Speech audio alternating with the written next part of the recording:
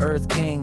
Sentence has a ring, doing my own thing. If Earth was a big roast chicken, factually finger licking chicken. We just got the measurements missing. I'm spitting eggs and begs, begging the question lesson. I've said it before, time after time. I'm the spitting flat Earth King of rhyme. Welcome to Flat Earth Debate, Uncut and After Show.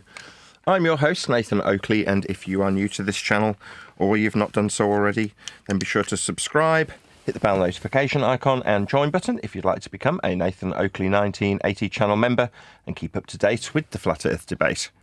If you would like to support the channel, there is a super chat that runs alongside each of these shows while they premiere, and there's also a coffee, Patreon, crypto and thanks button, in the info box below the video.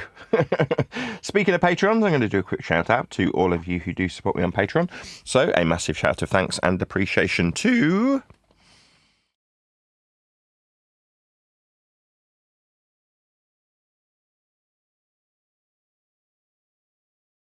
short pause.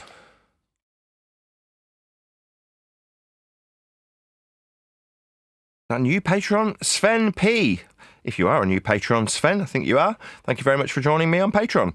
Also, Robert Edward, Pablo Dela Cruz, Smith Tools and Purchase, Level Playing Poem, Vitali Z, Colton James, Survive the Spin, Thomas van der Zander, Measured Flat, Tiers Morgan, Mitch Kennedy, Rod, the name's Burley, J Miles 24, Unimento, Iron 26, Retro Bill, John Kays, Patrick Gunnels, Troy Shuker, Hairy Blade, Mobile Max 777, Rob W, Del West Watson, Unbelievable Productions, Blue Ridge Ranger, Abraham Mohammed, Skeptic 936, Texas Mike, Chow Young Cat, and Dank.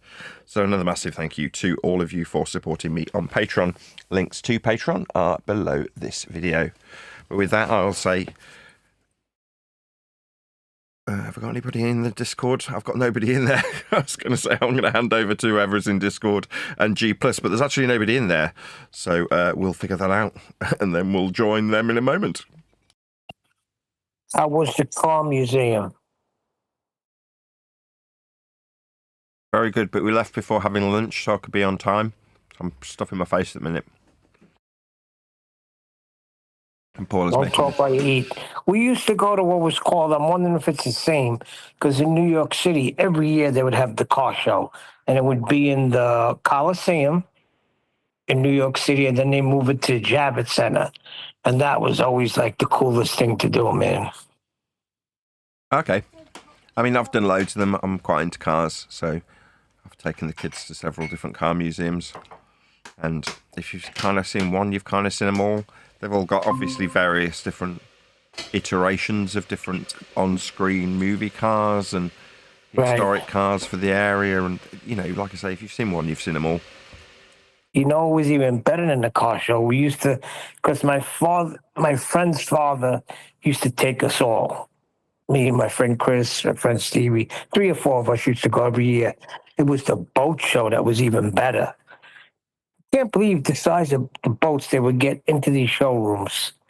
But, I mean, man, that was always a thrill.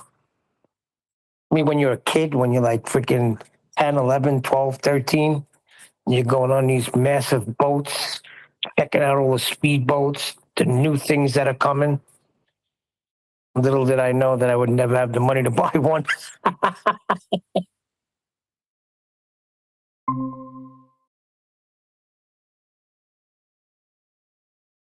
Yeah, cool. Well, I enjoyed it, and both the girls enjoyed it, I think. Glad I got back on time.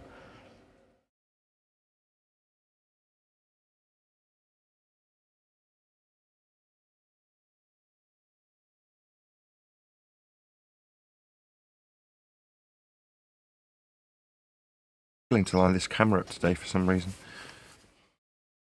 Oh well.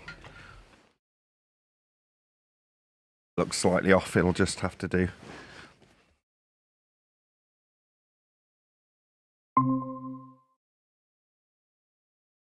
Away.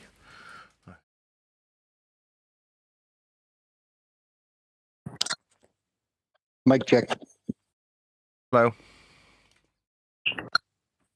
How's it going? It must be too early this morning. I'm already pushing the wrong buttons and ejecting myself from the conversation. You pushing the wrong buttons? It's usually you're not pushing any buttons and everybody's feeding back through you. Yeah. Whatever. See, I hack on you because I know you can handle it. Yep. And I give it right back. How are the sheep? Sheep are doing well. We've had some pretty bad losses in the past month or two, but we're still plugging along. I tell you, change the subject. We went and saw, my wife and I and one of our daughters went and saw a new movie with what's his name? Wolverine. Hugh Jackman, called The Sheep Detectives. If that movie is advertised, any good? it is absolutely 100%. You must go. Oh, it was fully endorsed. endorsed. Was it funny? I assume it's a comedy. It was funny. It was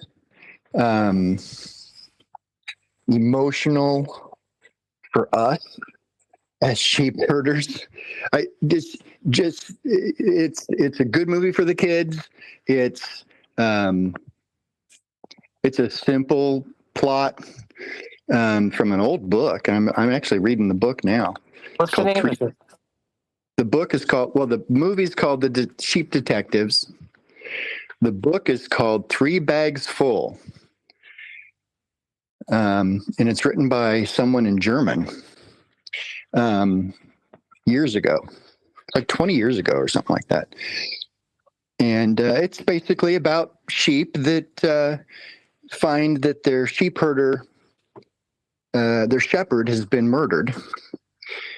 And they go about finding out how to, or helping the people find the murderer. So it's a simple little. I mean, it's for kids. It's a simple murder mystery kind of plot, and it's an enjoyable movie worth watching. There's nothing bad about it. There's nothing icky. There's nothing other than just a lovely story. I know a shepherd that was murdered. Yeah. Oh, well, I tell you what, there's a lot of wisdom in this. The writer knew sheep, and whoever did this movie, absolutely 100% knew the character of sheep and kind of how they think and how we think of them. And because of stuff that's been happening on the farm lately, I literally cried through the whole movie, pretty much. There wasn't a time when I wasn't tearing up. And it's not because of the plot and not because the shepherd got murdered or anything like that. I was watching how they did the sheep. It's all AI, of course. It's all digital. And they're all anthropomorphized. You know, each one has a humanish character, and they got the eyeballs right. You know, if they make one of those little cartoon characters have the right eye look, man, it'll hit you. But I want you to watch those videos I sent you with Pastor Carter. You would get he's you because he used to take care of sheep. He uses a lot of illustration. oh, Sheep.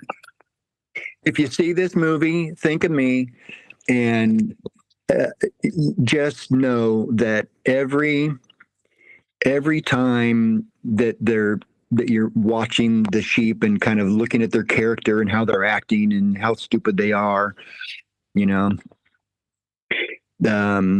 there's a sheep walking around with its head in a bucket. I have literally had sheep with their head in a bucket, you know, and I've literally had a sheep that somehow got their, we've got like 5-gallon water buckets. They got in the bucket so that the bucket was wrapped around, or the handle was around their back, and the bucket was underneath their belly. You know, it was a lamb. So It was a yes, lamb. But so you're saying that the sheep are dumb, right? It's been said that they're dumb. So the Bible says we are all like sheep that gone astray. So take your smartest individual in the world, and compared to the wisdom of God, he's a freaking sheep walking around with a bucket on his head. that's about it. The wisdom of man is foolishness to God. But the Hugh Jackman played the shepherd. The shepherd was great. He read them all. What's different than the book that I'm finding out is that in the movie, which was a good thing, they gave him some screen time at the beginning, and he was reading. He always read mystery stories to his sheep, and they would listen. You know, and he didn't think anything about it because he knew that sheep couldn't understand. But when he'd get done reading a book or a chapter or something like that, and just walk in his trailer, all the sheep was like, "No, he stopped!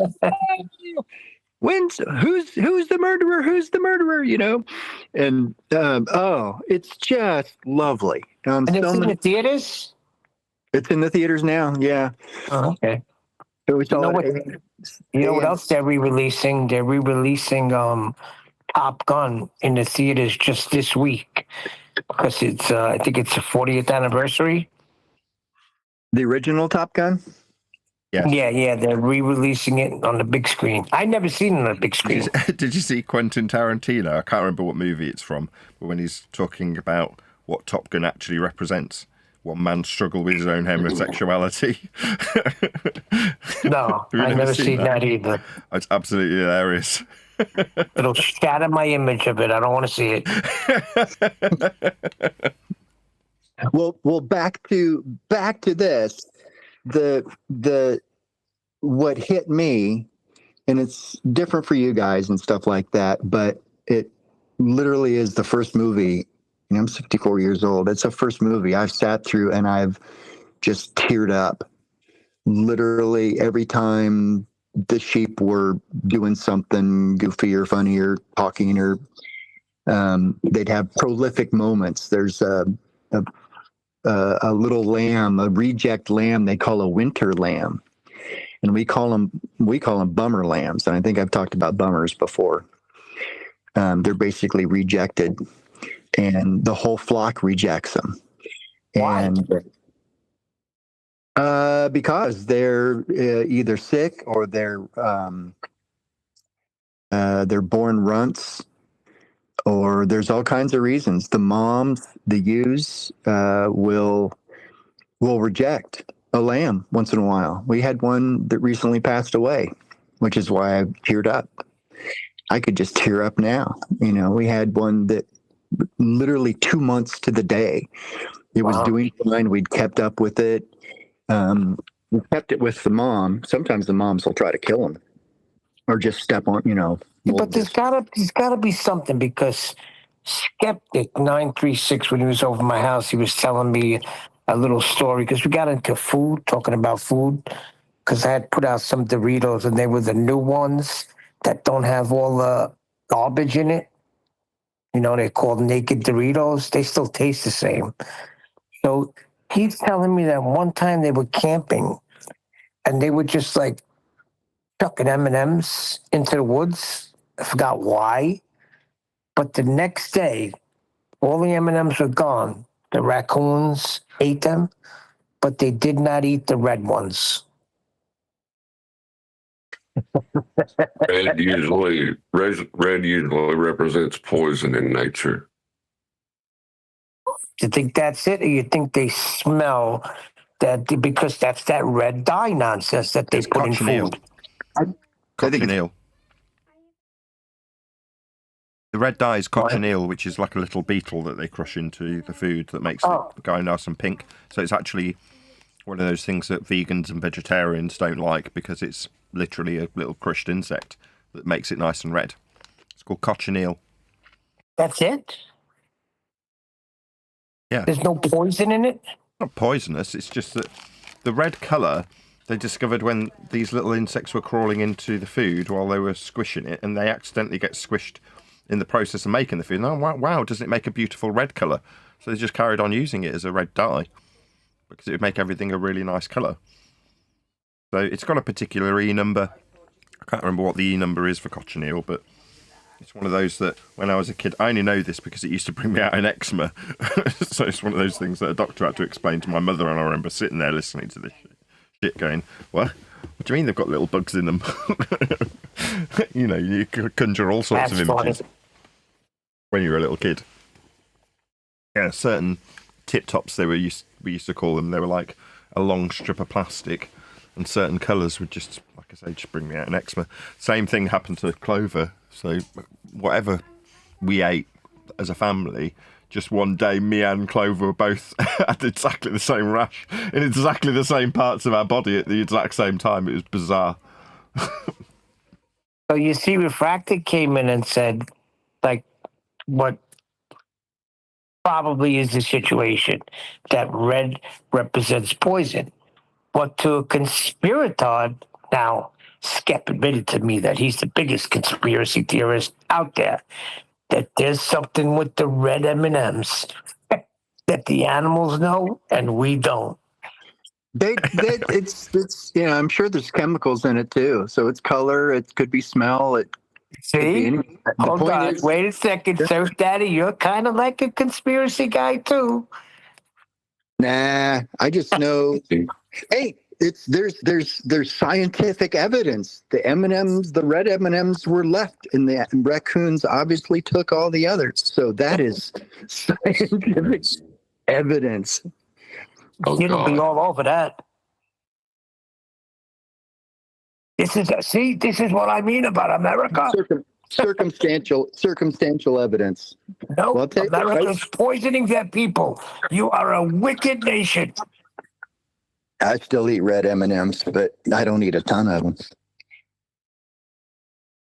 I do know that raccoons like cat food.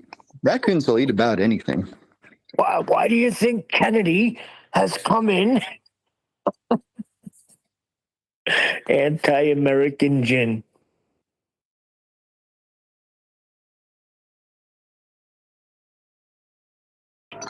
Yeah, the evils that Jen applies to America apply to any country.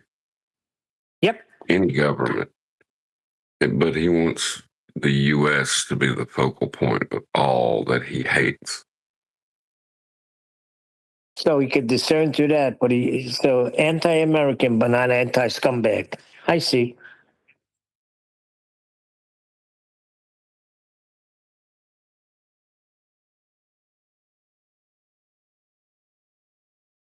Anyhow, to cap off the bummer lamb deal, is they had a bummer lamb that they called a winter lamb. All the ones born in the winter time were shunned, and so the whole flock would shun the baby. And of course, it eventually gets to play a major part in a movie, and it gets accepted, but not totally accepted. And Don't watch Wild Robot. If that made you tear up, do not watch Wild Robot, because that movie is really, really. It's a kids movie. Oh, this is the sheep. It's the characterizations of the sheep, of each sheep character is what affected me. The story was fine. It was a cute kid story. It was a mystery thing, find out who killed their shepherd, and their shepherd loved them. But they didn't make the sheep sappy. That's what was cool. I mean, I could talk about it on different levels, but and this is all due to the writer of the book, of the original book, Three Bags Full. They knew sheep, and they didn't they didn't turn them into human-y characters. They actually used the character of the sheep, which I've known for 20 years, and experienced for 20 years. That is true. And it hit me hard, especially the bummer lambs. And we just lost one recently and tried to keep it alive. The bummer lamb story that you're talking about is the underlying story of Wild Robot. That's what I'm saying. If you do. Oh, okay. But it's using a gosling instead of a lamb. Oh, well, now you've got me confused because the robot part has got me confused. Basically, it's the story of a robot that gets dropped out in the wild, and it's looking for a purpose, and it has an accident when it's being chased by a bear, and it kills a family of geese. And there's one egg left that it takes care of as its task. But that egg was born late. And, if you can't migrate, you die. It was meant to die. Oh, no, you're getting me. So wait a second. The robot that was dropped wasn't looking for Sarah Connor?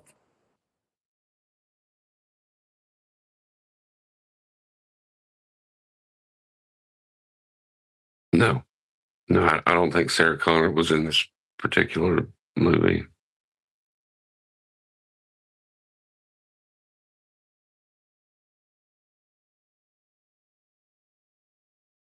Well, anyhow, it's there's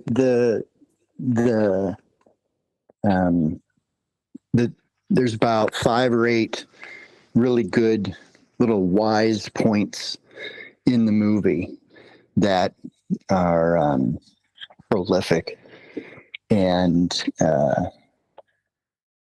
it's worth watching on many different levels. The kids will like it. It's cute. The most benign movie I've seen, as far as all the other BS that we get throttled with. So, good time was had by all. Plus, we got a senior discount and a 20% discount for going to a matinee. That's what I was going to ask you. So wait a second. You've taken my role over. You are the senior. You're 64. Yes. I'm only going to be 61. So you're the old dude here, not me. Yeah, I feel young. I'll take it. But as far as discounts go, with my beard, I just walk in. No one questions me. I've probably for the past 10 years been able to smuggle myself as a senior discount worthy. And most people don't care. And man, it took me forever. I didn't even ask about senior discounts till I was 60. And then my wife was like, "Why don't you just ask?" And said, "Well, I just don't feel that. I feel like I'm taking advantage. I'm not." Wait a second. Wait, seniors are getting, you get discounts after 60? I didn't know about this. Everywhere. It depends. 55? I've been missing 5 years of discounts? Yeah. Everywhere you go, dude, just ask for the senior discount. They'll give you 10% off for anything. My foot hurts today. Can I have a discount? Yeah, I'll give you 10%. Wait a second. Do I get back pay for that? Like all the years I bought and I was ignorant to it? Get off your high anyone's horse. dishing out retrospective discounts, Neil. Son of a gun. Always thinking of an angle. Always thinking of an angle. Not an angle. It's what's owed to me.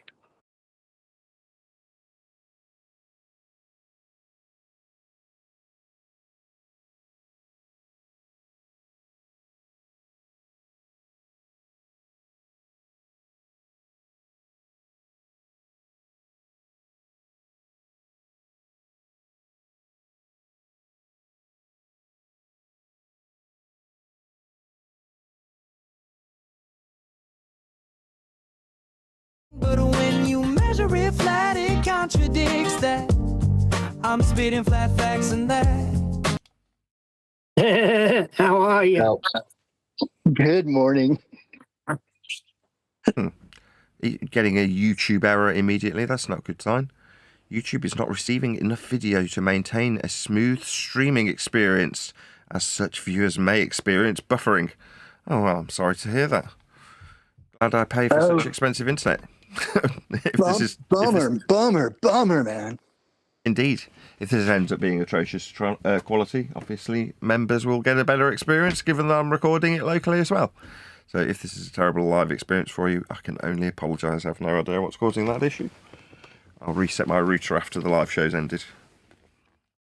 Annoying that, because you don't know that you're going to have an audio issue or a streaming issue or something buffering until you've actually gone live, and at which point you're already well into live streaming at that point. So what do? Cancel the stream and reschedule another one? I would suggest not. Anyway, how you all been? Had a nice weekend? Good.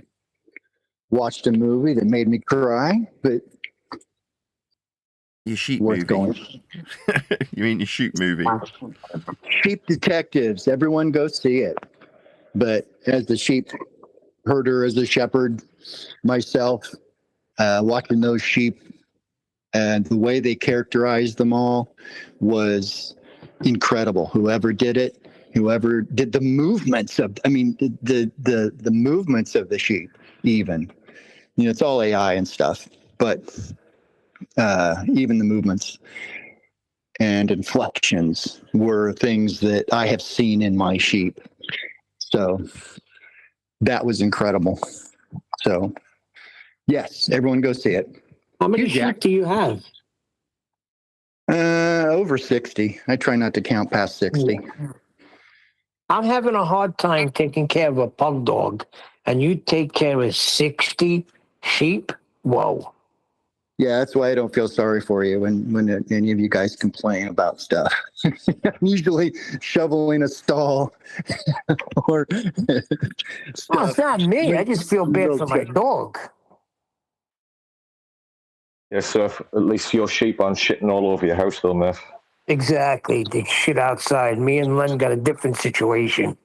Picture 60 sheep doing what Len's cat. Anyway, let's change the subject.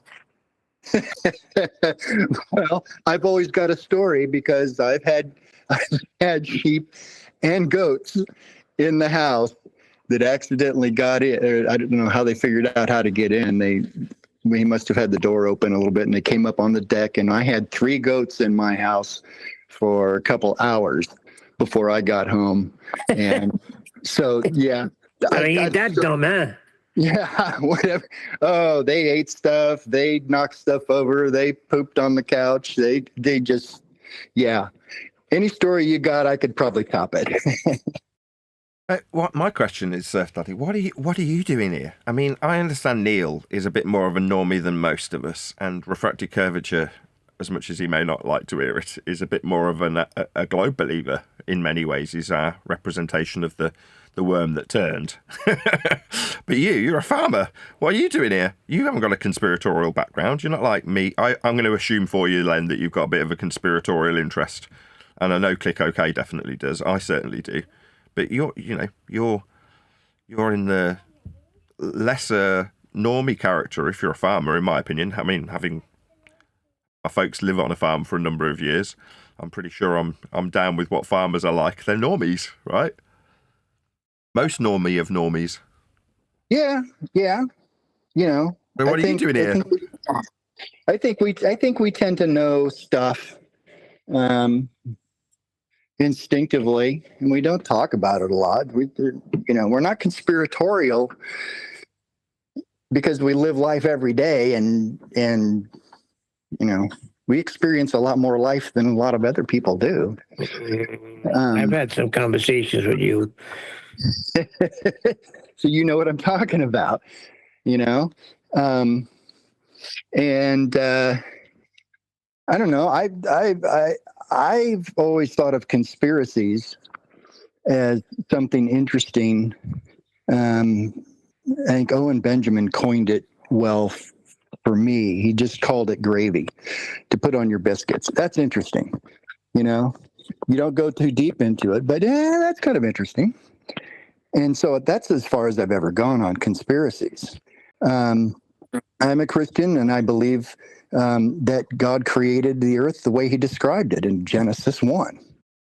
So I believe that and know that to be true, even though I can't prove it, but I don't need to prove it.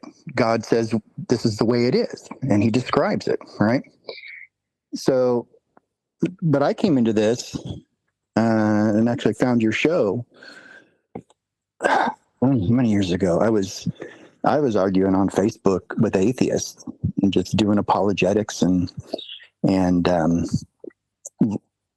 what I found, 10 years later, 12 years later, whatever, I am realizing that I am arguing, or have been arguing, with heliocentrists the exact same way I was arguing with atheists.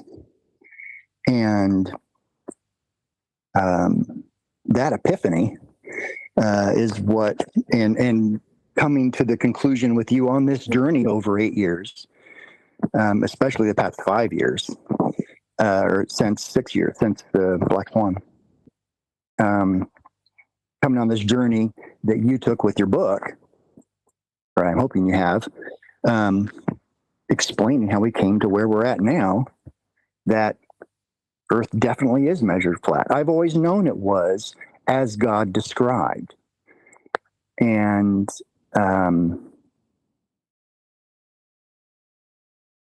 but also brought rode the conspiracies, and I did found them interesting, but didn't invest in them. Didn't come to flat Earth through the conspiracies, but I did ride those conspiracies through and see that everyone was using them to get to flat Earth and to cause flat Earth to be, the bad name that it is. So I don't know. That's how I roundabout came here. I found your show after I was arguing with atheists.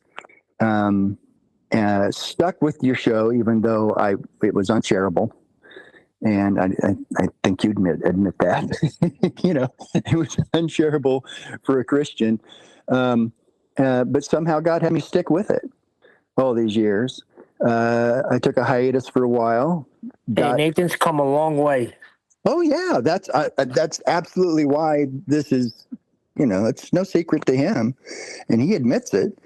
And you and I and others over the years have definitely put in our 2 cents about his potty mouth. But it is what it is. But I think providence is what kept me with it. I took a hiatus for Witsit for a while, and the others, I went through the others and listened to them, but I dumped them pretty quickly. And came back to here to find that it was a lot easier to listen to.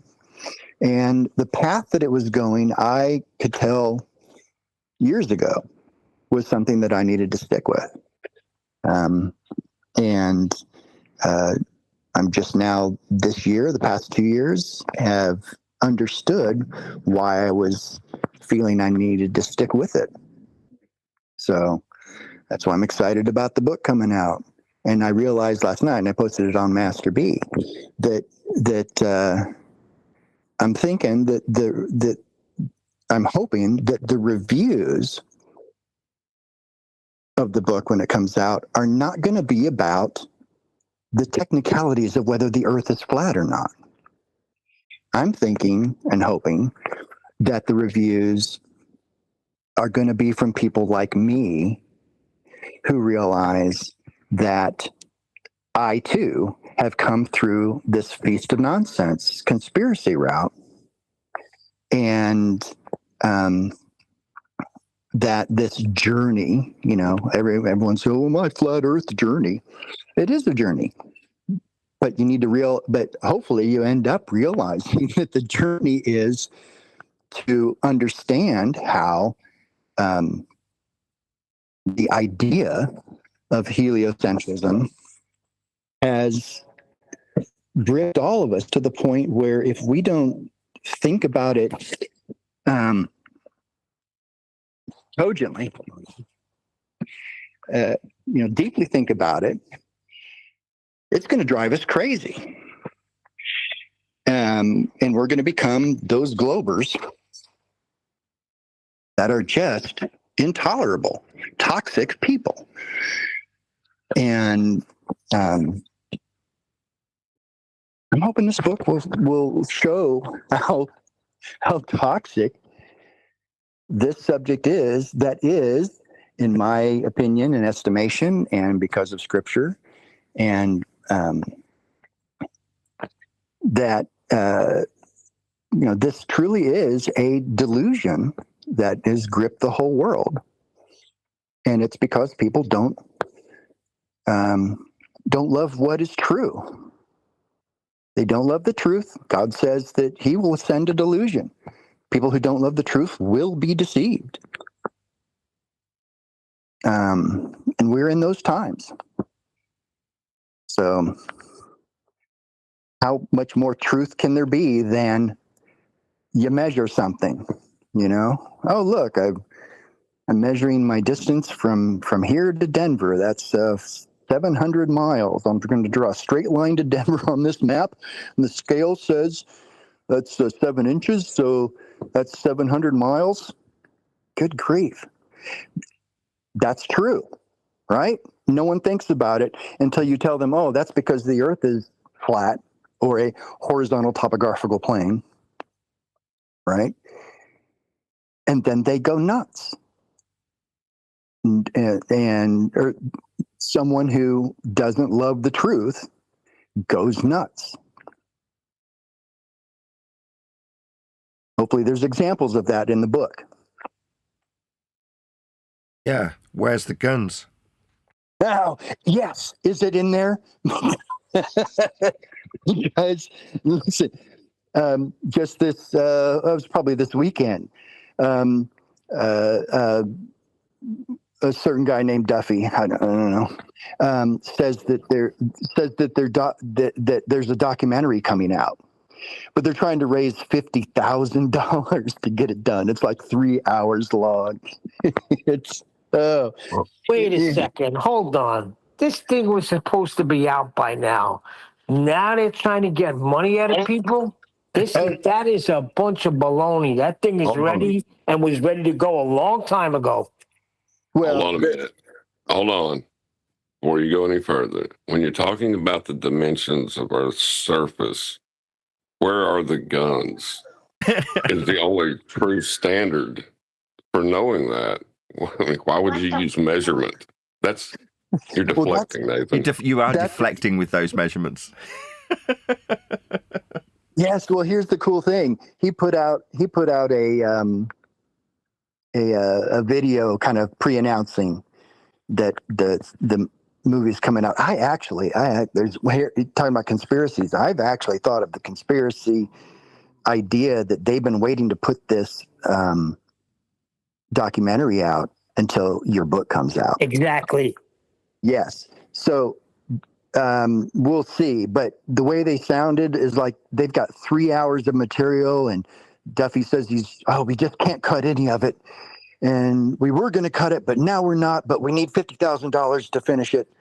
And they're going to make it a docu-series. So they're going to make 3 or 4 parts to it. Anyhow, it's coming out later. Well, but he's the same old guy. Yeah. He needs $50,000, had it. Okay. Well, he's already put 6 figures into it. Don't worry. He's already invested enough in it. The main thing is that there's pushback on the video comments. Someone said, "Boy, I hope you didn't cut out the part about where's the guns, Nathan." And there's comments like that showing up on his feed on his YouTube feed. So fear not, gentlemen. I, I truly believe that there's just enough people out there to just say little things like that. Where's the guns, Nathan? Oh, I hope you didn't cut out that part of the movie. You know, The main part of the trip. That was the climax. yeah, right. You know, so yeah, it'll be interesting. I think if, and that's what I was thinking. I was talking about in Master B, Nathan, was that in interviews, if it comes up or feels like it's a right place to put it, talking about talking about your experience, right? That's your experience, and how it was toxic for so many years, just because of the subject and the conspiracies and all the whole trip.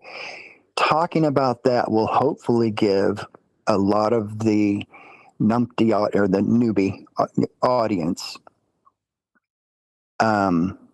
enough incentive to think, I experienced that too. I kind of even asked about it. I didn't even really believe it, and all I get is this crap, and they'll be interested in the book because your story of the path, of the travels, of the toxicity, of the McToons is other people's stories. And I think that is what'll grip them more than the fact that the earth is flat. It'll actually help them to just realize, to accept, well, of course the earth is flat. It's the way we measure it.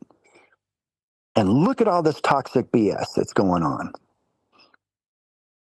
McToon reviewing Betty's book. That's 4 times you mentioned his name. Well done. Sorry.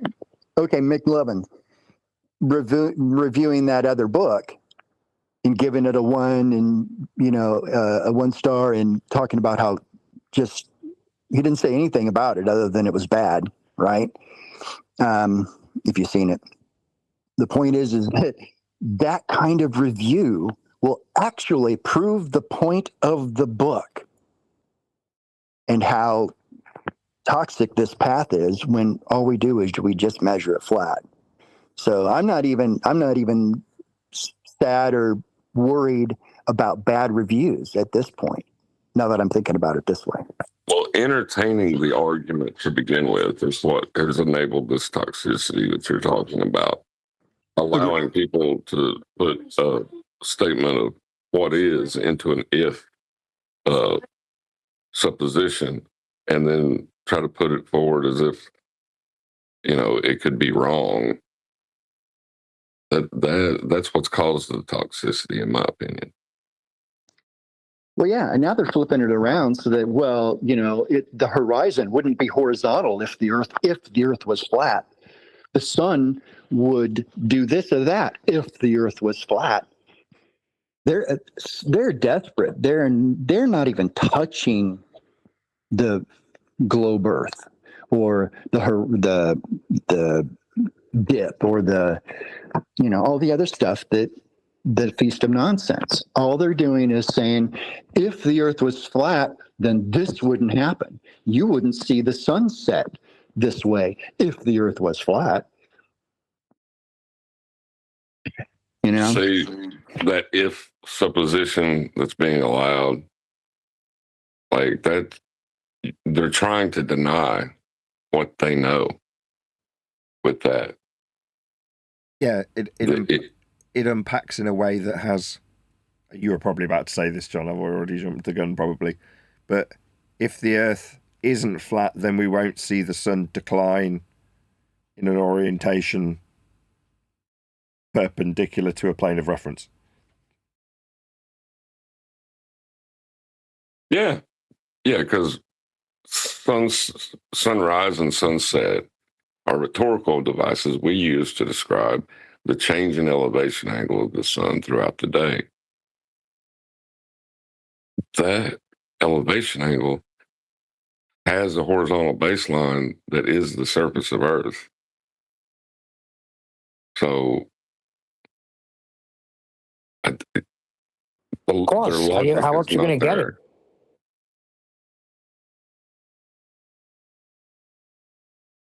Yeah, I can't remember who described it in Master B as like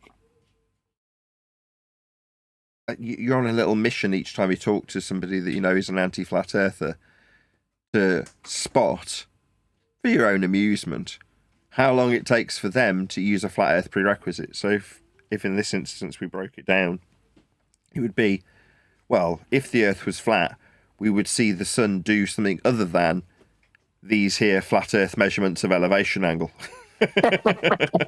Right? That's what they're doing. And check it out. When I measure the sun off a flat earth with an angle that could only be acquired if earth is flat, means earth isn't flat. And when you go, So it's usually immediate. yeah, immediately, exactly. And when you go to somebody, well, what you've just used is a flat earth prerequisite. They go, well, just because I've used a flat earth prerequisite doesn't mean it's flat. Or just because I've measured earth completely flat doesn't mean that earth is flat. Or just because this axiomatically requires that I utilize earth flat doesn't mean that earth is flat. That's the kind of response you get at the end of the road for the people in the most severe of cognitive dissonance that we come up against. I had one in chat for my yesterday's show, and you're talking about me being a potty mouth. For these people, I just want to tear the absolute living daylights out of them, just tear the biggest of strip off them, because they come in the same way every single time. I'm just a little bit more intelligent than you. I'll bring this back to John in a minute, because it was his attitude towards the Morgul before he joined this show when he was a globe believer. I'm more intelligent than you, Morgul. I know the score. You just don't understand. Right? That was the general demeanour from John towards Morgul. And you're like, yes, the general demeanour of most anti-flat earthers is they are deemed to be more intellectually superior than your average hippie conspiratard. Now, that's just the way it is. It's been engineered in that way, and it is true. That's not to say that there aren't people on a almost level playing field. I'm sure the Morgul, as this example goes, is actually a very intellectual guy, and therefore that's probably why he seemed like more sport for John to attack than, say, I don't know, Jaren, who seems less intellectual, or, I don't know, someone further down the pecking order, whoever that may be, in terms of their intellectual prowess or the demonstratable intellectual prowess, right? So you've got fart sniffers versus conspiratards and hippies. Well, in that process, the bad blood, how did you describe it earlier? I can't remember, something like bad blood or the poison in the well. I can't remember how you described it earlier, but that circumstance comes about not because people are putting into an if statement, although that is the conduit that they use, putting a statement of fact in this regard, flat earth measurements, into an if statement so it can be set in false dichotomy, because you can suppose that if earth's flat, you're like, no, the convolution of making flat earth measurements into an if statement puts the two different groups that are already in play when the discussion points reach the table, which is, as I say, fart sniffers and conspiratards. But the discussion points that's going to be on the table is an if statement about whether or not Earth is flat, based on the I'm going to already assume it is spherical structure of so-called debate. Now, along that path, to get to my point, every single person around the table must accept and simultaneously must whistle past Earth's actual geography when put into practical application. Both sides will need to utilise miles. Both sides will need to use altitude. Both sides will need to use directionality. All sides will ignore how flat all three are to say whether or not Earth's a sphere, whether or not Earth's flat. The reality being that the only thing that's an absolute constant for everybody around the table of so-called debate are flat Earth prerequisites, axioms, and measurements. Those are the only constant. Everybody must measure Earth flat, and they'll do it almost immediately. Some guy in the chat yesterday got snippy with me and started getting passive-aggressive, saying you lived close by. You're like, oh, you lose your debate in terms of your perceived claims about sky vacuums for little fart-sniffing 12-year-old overgrown boys, And when I'm pointing out that altitude is a prerequisite flat Earth measurement from sea level, this person's telling me how close of proximity they are to me. My retort, your proximity is a flat Earth measurement in miles. So I'm immediately ramming back up him the passive-aggressive suggestion of proximity to me in a chat skanking way that they do. Then this little bitch started to moan that I was bullying him. These pathetic little betas and gammas that we have to deal with that come along, express their intellectual superiority like, I'm so much smarter than you dumb flat earthers, you don't understand. Now watch me use a flat earth prerequisite or measurement to suggest how flat earth isn't. That's what they all seem to do. As soon as you start pointing out, well, you're using flat earth prerequisites, you're using elevations, you're using elevation angles, you're using eye levels that are parallel with surface level, you're using surface level, you're using sea level, you're using miles, you're using kilometres. Anything that they use that's an earth referenced measurement will always, and without exception, be flat. And they hate it. They immediately want to tell me in a threatening way how close by they are, or when they'll be nearby. You're like, you pathetic little bitches. It's utterly pathetic. Because what can they do? That's us. I'd say pretty much just us. I can't think of anybody else who's doing this, that's taking the opponent, because they're not anymore, to the point where they have to say, well, did you measure the miles? You're like, I didn't suggest my proximity to you, you no-name little prick in a chat box. You're telling me how close you are in proximity to be passive-aggressively threatening me. And I'm taking that threat and turning it into a flat earth prerequisite measurement in miles. And it absolutely infuriates them, even when they're trying to be passively aggressively threatening towards me. They're just using flat earth miles to do so. And it's hilarious, because what do? They squirm and then say that they're getting bullied. It is utterly hilarious dealing with the cucks from the globe side currently. Now I'm just doing it for sport. Yeah. Go on. Well, and that's what's fun for me still, and that it gives me the opportunity to practice being polite and nice, and it's just fun looking for the flat. There's and just I'm just amazed. I'm psychologically analyzing. Yeah, but it comes immediately. Strangers. Yeah, these strangers. There's a guy that came on. Oh, but I'm saying the flat comes immediately. Like, I don't understand how you could spend so much time. With me, it's always immediate. They immediately use flat earth prerequisites, and the fun is over. If you want to count how many times, I guess it's a different game. No, they can't help it. And actually what Nathan did is, those miles to my house are flat. That it's people who just absolutely cannot see the truth. You just have to be hammered with this until they finally do, or they obviously don't. I mean, there's a bit of a start of a discussion, and this guy yesterday said to a friend of mine, he says, for God's sake, any high school trig or geometry, let's count that. Let's do a ding in your head. Every ding, just ding in your head. Just count on your fingers as I read this. This isn't too long. He says, for God's sake, any high school trig or geometry student can prove the earth is a globe with a compass and a protractor. Ding, ding, ding. Even the orbits of the planets and moon can be proven. Ding, ding, ding. We've been using a sextant to circumnavigate Ding, for ding, ding, ding, ding, ding. probably thousands of years. Flat earthers are an insult to anyone who's globe stomped this planet in the military and seen the other side of the sky, or flown any distance more than 100 miles or so. Ding. There is literally something mentally or spiritually busted with you people. Feel better, and God bless. Yeah, I love how the most broken of us project their own failures, insecurities, ineptitude, and ignorance directly onto the person that's talking to them, in this case you. Like, no, you're broken. I would assume this has come in the face of being told that that person's using a flat Earth prerequisite.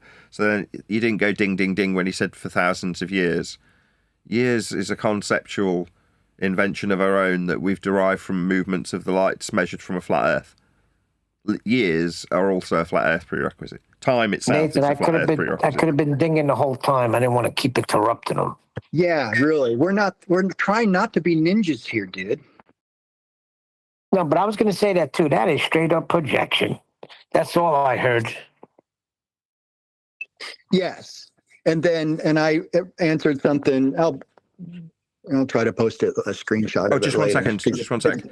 Mickey, is that Mickey Mess in the chat? I need to get your email address. Can you get it to me via one of the Skype or whatever it's called now, conversations? For the translation, I need to send you a copy, and it's almost finalised, or it will be in the next 10 days. So I want to get the translation started, if that's okay with you. I've also dropped a line to Ventriloquorum, and I know there's one other guy who's looking to do a French translation. Maybe it's a different Mickey. He can't hear me. He's obviously not in the. He's in Discord, but it may be not the same Mickey Mess. We'll find out in a bit. No, it is the same guy. Well, hopefully I'll get a response out of him. I need to get his email address so I can send him a copy of the book to get it translated. All the translations and indeed the audiobook will all go on the same site. So ideally there'll be English, Spanish, French, German, audiobook. So there'll be 5 different versions. But obviously it's got to be finalised, and obviously the main priority is just getting an English version out. But I was asking this of the publisher today, actually. I was saying, should I get the people who are going to translate it to just work off my A4 version in Word? Or should I ask them to work in the same page size and text size as the end product, so there's minimal amount of work in reformatting it when it's translated? That was something I asked him today, so I haven't got an answer to it. But what I do need to do is gather up these people's email addresses so I can start sending them whatever it is that needs to be sent to them for the translations to start happening. But Mickey and Ventriloquorum, I just can't remember the third guy, the guy that would put it into French. There was another one. I don't know if any of you guys can remember. Sorry, I'm completely talking shop in the middle of a live stream. I'm sorry. I think he's coming. I think the French guy's coming through Ventriloquorum, if I'm not mistaken. Okay. So I only need 2 people then, Mickey Mess and Ventriloquorum, as my email contacts. Okay. That's correct. I'll send him a message privately. Maybe he didn't get it in Masturbate. No worries. I mean, I'm not too concerned about talking shop in the middle of this live stream, mainly because this live stream might be a bit of a wash. It's absolutely atrocious quality. I've dropped 16,000 frames. 13% of the show's just gone. So I don't know it's either a computer issue or an internet issue. Either way, I'll have to resolve that once the show's finished. So I may not do an after show today because I'll try and figure out what's wrong with this computer, because I can't be streaming and losing 12.9% of my frames. I'm having no problem watching it on YouTube. I got it on. It's not buffering for me.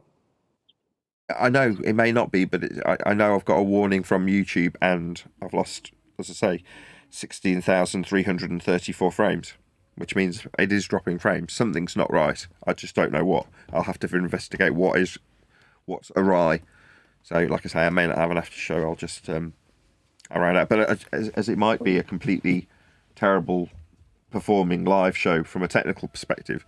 I know you say you can watch it, but maybe you're just watching it in low enough res that it actually works. But for someone who's watching it at 1080p, it might be buffering all over the place.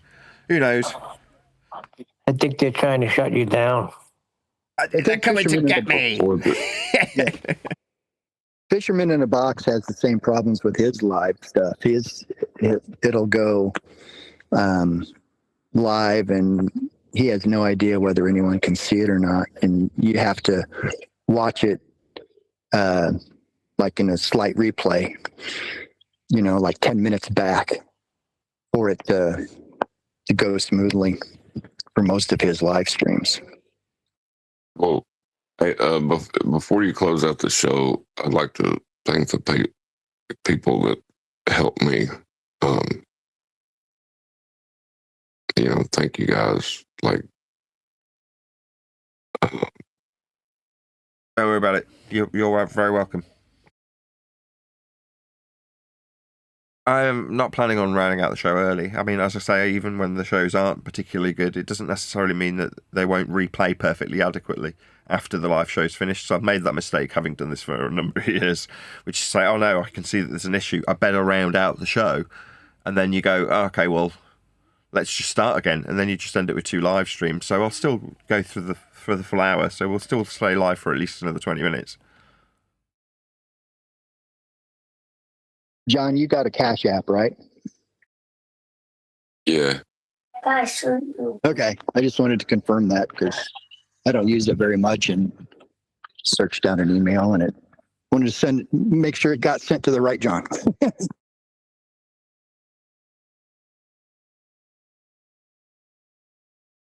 So immediately, it's they're using flat Earth prerequisites. It doesn't come late. It comes early and often. But a lot of people don't catch on. Like I told you, me and One Deck went 24/7 the other day, and they were trying to get the guy to prove that the Earth is spinning instead of holding him to the measurements. So, what are you going to do? But you allow them. You just point out what's required in terms of flat Earth prerequisites to achieve such a claim. So in the case of spinning, you're talking about having an axis through a plane that's rotating. That's a non-inertial turning reference frame. Well, that's requiring a flat Earth prerequisite in terms of how they describe it mathematically. Now, the fact that it doesn't apply, we don't see any of the effects of a Coriolis drift, is the overarching end of their claim when they suggest that's the proof. What proves you're turning then, if this is a non-inertial turning reference frame with an axis running through it? Well, Coriolis deflection. Okay, we don't have it. That's the end of that discussion. It's their positive burden to prove that there is something demonstrating the effects of a rotating, non-inertial turning reference frame, flat in nature when mathematically described. If they can't demonstrate that, that's the end of the claim. It's an extraordinary claim to suggest that the ground beneath your feet is actually moving. But it requires an extraordinary amount of evidence.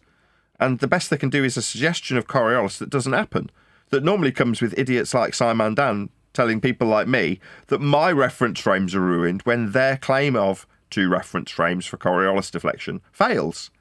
So suddenly it's incumbent on me to have reference frames. You're like, no. You know, I admit people like Dan are very stupid in terms of the pecking order of intellect. Dan's right down the bottom. Doesn't understand his own claim and its requirement to be a rotating non-inertial turning reference frame underneath an inertial frame of reference with objects travelling straight appearing to drift from the turning reference frame.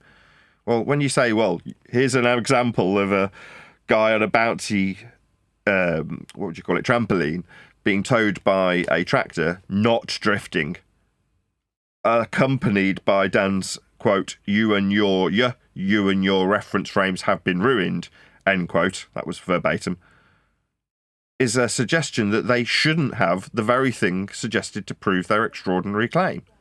Now, their extraordinary claim also comes after devising sphericity from flat Earth prerequisite elevation angles and measurements to derive radial values in a flat circular fashion to imply sphericity with, to then put it in motion with a mathematically flat non-inertial turning reference frame. So they've got to actually build a ball to put in motion with the failed claim of Coriolis, and the building of said sphericity requires flat Earth prerequisites be measured to derive the radial value. So they've got flat Earth measurements building a ball, and then flat non-inertial turning reference frames in a suggestion of sphericity that spins, and that suggestion of sphericity that spins built on flat Earth measurements fails. We don't see Coriolis deflection. Right. Someone did say that you're going to need flat Earth for any of that, but they immediately said no. He made a claim that there's Earth rotation. He has to back his claim. See, you take it to another level, Nathan, and you show them that in their claim, they need a flat Earth, and they're requiring a flat Earth for all these things. Yeah. And this is what's missing. Like in that comment to Surf Daddy, one of the things mentioned was orbital motion. You're like, okay, well, let's go through the steps of producing all of the measurements used for orbital motion. What's the first one that they do? Elevation angles to the lights in the sky. The very first measurement that derives heliocentric sphericity and orbital motion is a flat Earth measurement. It's the very first thing you have to do. Step one, measure Earth flat. Now that's true for all suggestions tied to Earth if claimed to be measurements. They won't be for the sake of this discussion. We've got an orbital motion. None of it's been measured, right? You've measured a flat plane and the angles to the stars and then derived and invented these motions called orbits. But that doesn't mean that the orbits themselves have been measured beyond the flat Earth prerequisite elevation angles that were documented long before heliocentrism was even an idea. But Earth will be measured flat in all instances, orbital motions no exception. Go ahead, John. I was going to say that you actually have to have 7 flat Earth prerequisites. They're called the elements of orbital mechanics, and all of them require a plane of reference. And if you want to go to the Keplerian elements on top of that, which are the building blocks of orbital mechanics, there's 3 of those that require a flat plane. So you're going to have to use the flat Earth 10 times before you can assert a sphere claim. Exactly. I've said it before and I'll say it now. There's a notion of the subject that we are in. And as a consequence, many of the people who will be surrounding us currently, present tense, are going to be in one of these 2 camps that have put in place, that I described earlier, fart-sniffing, overgrown 12-year-old Batman T-shirt wearing wankers, otherwise known as globe believers, otherwise known as anti-flat earthers, and the people who oppose them. That's the conspiratard hippies. And they, generally speaking, are deemed slightly lower down the pecking order than fart-sniffing, overgrown Batman T-shirt wearing wankers. Just a tiny smudge below. Therefore, this group can come out on top. But we're over here in a realm that's classified as being scientific. Like the science of orbits, the science of gravity. It's all bollocks. There is no science in any of these categories. And the groups are fart-sniffing, Batman T-shirt wearing wankers, and conspiratards. Those are the groups. Over here, separately, we've got Earth geometry and Earth geography, all of which is flat. If you're utilising any Earth measurement in miles, kilometres, that's for distance, it is measured to the millimetre, accurate and flat. From those flat Earth measurements in miles of all land everywhere without exception, you can derive deviations from an overall averaged plane of reference called sea level. And again, to the millimetre accuracy, describe the topographical changes with respect to a measured flat plane of reference called sea level. So over here in geography land, we measure Earth flat. With those topographical deviations, you can fly, utilising eye level, parallel with surface level, which has been mapped to the millimetre from sea level. You can measure your altitude with pressure to remain at a fixed altitude. Now, flight level is another axiomatic principle that requires we know to the millimetre how high or low the land is, so planes don't crash into it. If you're going to sail, you'll sail with an axiomatic principle of directionality. Same is true for flight. But the directionality using north, south, east and west will always be horizontal and will match the mapped miles with millimetre accuracy and the mapped deviations in the vertical from sea level and the parallel eye level and parallel flight level. These are all over in geography land and are utterly set in stone and required for the fart-sniffing, overgrown 12-year-old dweebs with Batman T-shirts to build a ball to tell conspiratard hippies that they're wrong about how flat Earth is. Both sides over here in science land will be utilising miles, altitudes, elevation angles, flight levels, sea level, surface level. They're all absolutely still axiomatically required and tied to Earth being measured flat. Over in geography land, anybody who does it in geography land is completely separate from the fart-sniffing 12-year-old dweebs with Batman T-shirts and the bearded, no offence, Surf Daddy, hippies and conspiratards. Yeah. Both parties will need to use flat Earth measurements. They're set in stone, like if they ever declare a mile. So if you say take the Batman T-shirt wearing hippies, they say, well, Earth has got a curve at 8 inches per mile squared. So step one in an assertion that we've got a deviation as a fart-sniffing Batman T-shirt wearing hippie is to have flat Earth prerequisite measurements of horizontal miles to calculate an inferred drop from at 8 inches per the absolutely axiomatically required to be flat mile. So this side needs Earth to be flat for miles to calculate their inferred sphericity.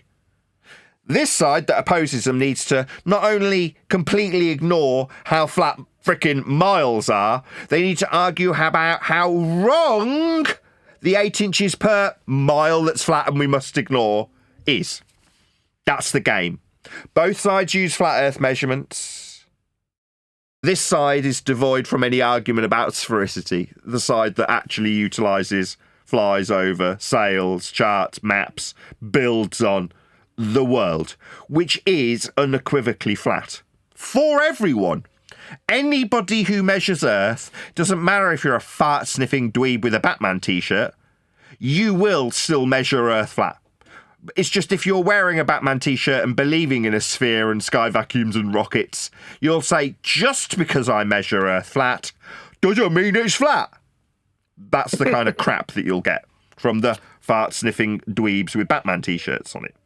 The guys who have learned all about heliocentrism to almost the same level as the fart-sniffing dweebs, they don't want to acknowledge how flat Earth is because they don't get to then express how smart they are compared to the dweebs with Batman T-shirt logo T-shirts. Because suddenly they've learned about heliocentric garbage, which automatically whistles past the flat Earth prerequisite measurements. So these bearded hippies and conspiratards, they don't want to relinquish how smart they are when it comes to heliocentric notions like orbit, gravity, Earth curve. They want to seem smart and tell next man, potentially, in this camp, I know more about how the globe works than you do. I'm a flat earther. Well, I got a guy saying that you do realize that 24-hour sun in Antarctica is automatically explained by a curved surface. Equally, the directions in which stars, sun, or anybody appears to turn when looking west, but a flat Earth cannot explain that easily, Nathan. Right, go through What's that all wrong with again. you? Stop. Let's go through it again, and we'll break it down one at a time. Go ahead. Start again. You do realize a 24-hour sun in Antarctica is automatic. Stop. Let's just start there. 24 hours. What's this time conception that you've come up with? A 24-hour period? Oh, right. You mean this derived convention of time? Yeah, we derive the convention of time by measuring Earth flat for elevation angles to the sun that we can then average and put into this conception called time. It's not going to be bent. It's not going to create any parallel universes for Batman T-shirt fart-sniffing wankers to believe that they'll travel through and suddenly become a better version of themselves or find an alternative Wolverine in. No. Time is a convention we have derived by measuring Earth flat. We measure the sun with its angle and its movement throughout the seasons. That's what we measure. The analemma, that's just a flat Earth measurement. That's how we derive the convention of time. So before we've done anything, the sun's movement over a 24-hour period. Well, the 24-hour derivation has nothing to do with that particular instance if we take it as read that is what they saw. You can't derive a period of day when the sun's up the entire time. So we must derive this convention first. The hours in this instance. 24 hours? How do you know what that is if the sun's up the whole time? Well, you don't. You derive it from a convention that requires you measure Earth flat for time. So we're at one sentence, half a sentence. We've already got a flat Earth prerequisite derivation of flat Earth angles to the sun to derive this convention of time in a 24-hour period. Okay, carry on. Okay. And that was automatically explained by a curved surface, which you dealt with that. Equally, the directions... Hold on. No. I didn't. You stop... just muttered your way through it. 24 hours is the last bit I heard. So just read the next bit of the message. Okay. Equally, the directions in which stars... Stop. Directions. The directions, you mean as in horizontal azimuth with a degree attached to north, south, east, and west. Directions are flat Earth prerequisites in the horizontal. That's what north, south, east, and west are when describing azimuth.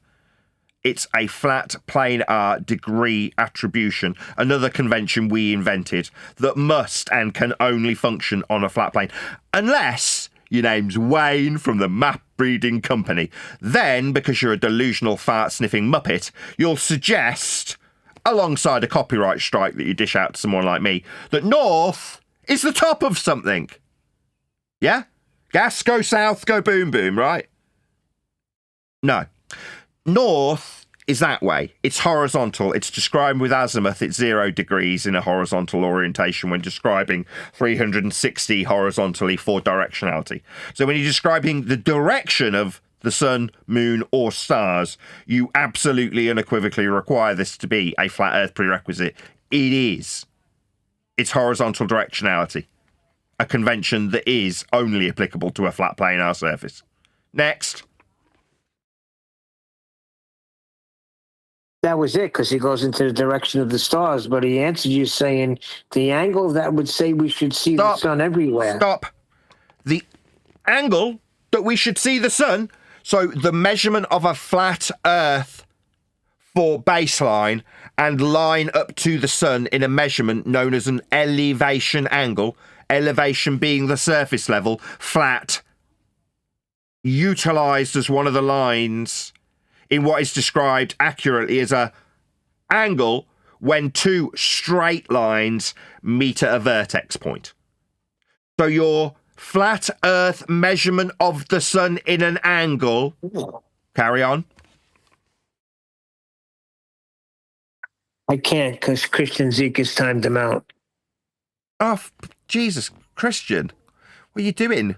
Going through his messages. Ugh. So we Well can't done. get anything new. But he was saying, yeah, it's all flat Earth prerequisites that he's ignoring. You covered it well. Why did you delete his messages when we're going through them, Christian? I mean, bloody hell, pay attention, man. We're literally reading them out as we're doing this, and now you've deleted them. Okay, I had Earth curve in there as well. We'll just cover that. So he says it was explained by Earth having curvature. What, you mean the derivation of either a distance to geometric horizon at 1.22 times the square root of the observer's measured height of a flat Earth, or by a general approximation 8 inches per the flat Earth measurement of mile squared? Yeah, you're going to need a flat Earth to suggest that this calculated into existence by way of flat Earth measurement curvature explains a 24-hour, that's a flat Earth prerequisite convention of time, sun in a directionality for Antarctica. You've got 6 rays from Sunday. You've got every single flat Earth measurement that you could possibly ever utilise, require, or employ to derive your curve that you say explains a 24-hour sun. How does a flat Earth derivation of a curve somehow explain the sun being somewhere? It doesn't. But the measurements of the sun are flat Earth prerequisite elevation angles that you described in terms of the measurement. You know what I would suggest you reply to me with, if you hadn't been timed out by Christian? Ask me where the fucking guns are. That's what I would suggest would be a good rebuttal. Yeah, basically, you're 100% correct. So I viewed a couple other things he was saying. He's saying it's It's like begging the question then that Earth is flat. I don't know how that's begging the question that Earth is flat. Okay, You're taking because he's measurement. trying to let me answer you. So if you can take what John put earlier, so this is where John's being proven correct. If you can take a measurement of an elevation angle used in this man's argument for a directionality that's a flat Earth, horizontal, azimuth. For those two things to exist, we will and can only measure Earth flat. But if you can take what he's using in his argument of the angle to the sun and say it's an if statement, what are you doing? You're the one presenting this angle. You're saying your angle's not an angle? Your elevation angle is an angle. Then you've got nothing.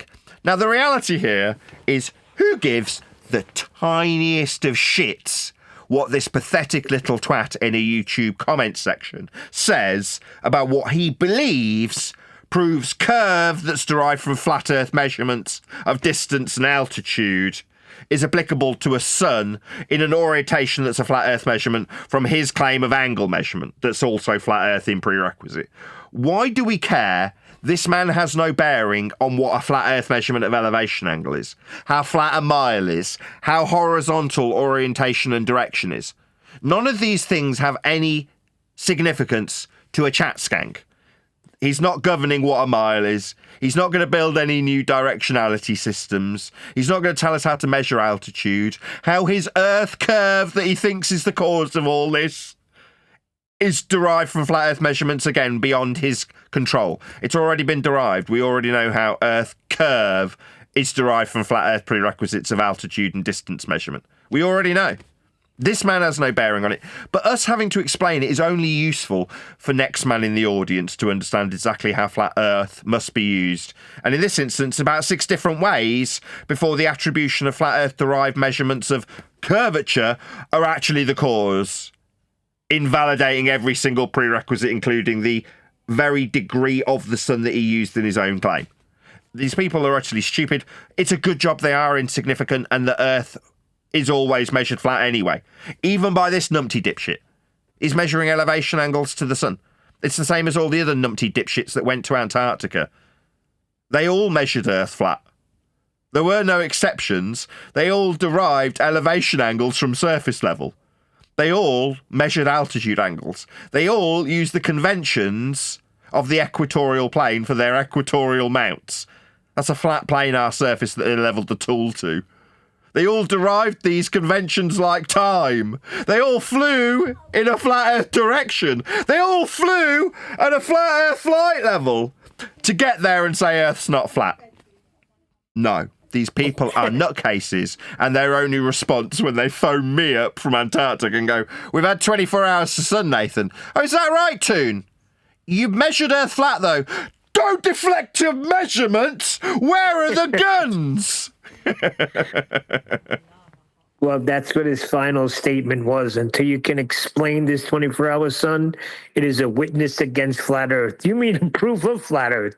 You got confused there, buddy. Yeah, you're confusing measuring Earth flat for elevation angles with something that's not measuring Earth flat and destroying it. No, you've got your arse about face, as we say here in England. No, you got it the wrong way around, right? When you measure Earth flat and tell us about the degrees to the sun in a direction that's an azimuthal description, then you've only got flat Earth prerequisites to make your claim with. Now you can, like I give two shits, abandon elevation angles. Therefore, when you start telling us about the degrees that you've got, you don't have any anymore because you don't like how flat you'll measure elevation. That's surface for part of the angle. Angle, that's the line up to the sun that you described in a degree. Yeah, that's a flat Earth measurement. What about, we were pointing which direction? Sorry, which direction? You abandon all horizontality to the azimuth degree, north, south, east, and west, the prerequisite horizontal orientations. You don't want them. Okay, nobody's asking you to use them. You, like the people in Antarctica, are utterly inconsequential. You're unimportant. When it comes to the shove of, well, you're all measuring Earth flat down there, who gives a shit whether or not you saw the sun for a full day? You measured it flat, though, eh? What's that I hear echoing through the snow? Where's the guns, Nathan? No, he says Nathan thinks we can't. We can't track the time the sun is up, nor see when it completes Didn't I an cover apparent this? Sorry, circle. did I not just cover this? Time. Where are you getting your convention of time, you dumbass? Yeah, when you use words like time, you have a flat earth prerequisite that you are employing by convention. Yeah? Now, I understand that in the fat-sniffing 12-year-old, overgrown Batman T-shirt wearing boy's world of bent geodesics and Spider-Man finding other versions of himself when time loops around itself to create new... Yeah, you're all idiots. You're overgrown 12-year-olds. Time is not for bending. It's not going to create geodesics, yeah? You're not going to loop back through it, and you're not going to create extra dimensions, yeah? You're not Doctor Strange, you're not Batman, you're not going to find other Spider-Mans. You've just derived flat Earth measurements into this convention called time. Simple. Now, you don't have to accept that, but it's a fact. It is inconsequential whether or not you tell my audience what I think. No, this isn't on me. I didn't come up with time. Now, I can describe who absolutely raped it. That's Einstein, when he describes this convention of flat Earth measurements of a light in the sky averaged into a bent geodesic and an extra-dimensional geometry called pseudo-Riemannian. Now, that's complete bollocks, designed for fat-sniffing 12-year-olds to believe there's extra versions of Spider-Man. He says, yeah, the elevation angle would say it should be seen everywhere. Right, the elevation angle? You mean the horizontal baseline to give you one part of the two lines that form an angle and the line up to the star or sun? Yeah, that's a flat Earth measurement, you dumbass. If I take this flat Earth measurement, Earth isn't flat. You stupid. Bugger off and go and watch idiots like Simon Dan. Just concentrate yourselves in one area so we can identify you easily. The dumbest people on their so-called planet. You're over there. The planet believers. These dumbasses that say things like, just because I've measured this flat does not mean it's flat. Yeah, you can be over there so we can easily identify you. Yeah? Okay? Here, we understand how flat your convention you are employing of time must be measured. We understand how elevation angles are a flat Earth prerequisite suddenly you want to use to say how flat Earth isn't. Yeah, this is demented. Yeah, you were just surrounded by the stupidest people. Good. Well, I was going to say, but they want to use the same measurements that they're claiming to debunk in their claims. It is so convoluted to say that this is a curved line, therefore not an angle. So let me talk about the angle. Yeah. Like, what? Utterly demented. I'm going to talk about elevation angles only capable of being measured from a flat plane. What, you mean like elevation being the surface level that you're measuring this angle from? It must be a straight line to be an angle and a line up to the sun with a vertex, with a little degree symbol, with a number. And you're going to tell me that flat Earth only measurement proves it's not flat. Okay. Go away. Congregate in a single area so we can identify you easily. Okay? You're just stupid.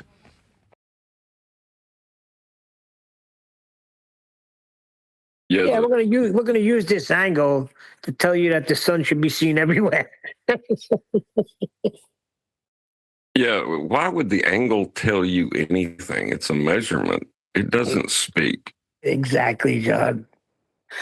Yeah. Indeed. With that, though, I'm going to say there probably won't be an after show to follow, unfortunately, because I'm, as I say, having some computer issues. So I'm going to round out this live stream and uncut an after show now. So a massive thank you to all of you for liking, commenting, sharing, subscribing, joining as a Nathan Oakley 1980 channel member, and all that good stuff. I've been Nathan Oakley, and I will see you all in the next video. But when you measure it flat, it contradicts that. I'm spitting flat facts and that. And I know you don't like that. Google Maps is flat, it presents elevation profiles like that. I'm a spitting flat earth king.